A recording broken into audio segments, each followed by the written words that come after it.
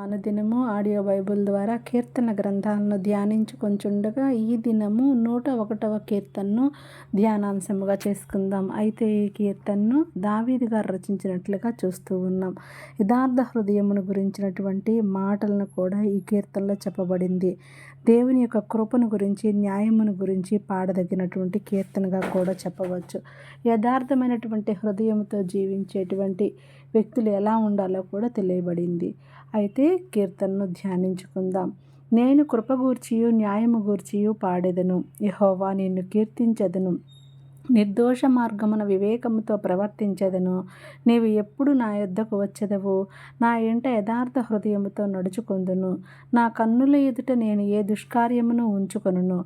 భక్తి మార్గము తొలగిన వారి క్రియలు నాకు అసహ్యములు, అవి నాకు అంటనియ్యను. మూర్ఖచిత్తుడు నా యొద్ద నుండి తొలగిపోవలను. దౌష్ట్యమును నేను అనుసరింపను. తమ పొరుగు వారిని చాటున దూషించు వారిని నేను సంహరించెదను.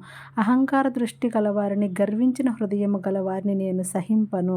నా యొద్ద నివసించున్నట్లు దేశములో నమ్మకస్తులైన వారిని నేను కనిపెట్టుచున్నాను. నిర్దోష మార్గమందు నడుచువారు నాకు పరిచారకులగుదురు. మోసము చేయువాడు నా ఇంట నివసింపరాదు. అబద్ధములాడువాడు నా కన్నుల ఎదుట నిలువడు. యెహోవా పట్టణములో నుండి పాపము చేయువారినందరినీ నిర్మూలన చేయుటకై దేశమందలి భక్తిహీనులందరినీ ప్రతి ఉదయమున నేను సంహరించెదను అని వాక్యం తెలియపరుస్తుంది. Thank you. Praise the lord.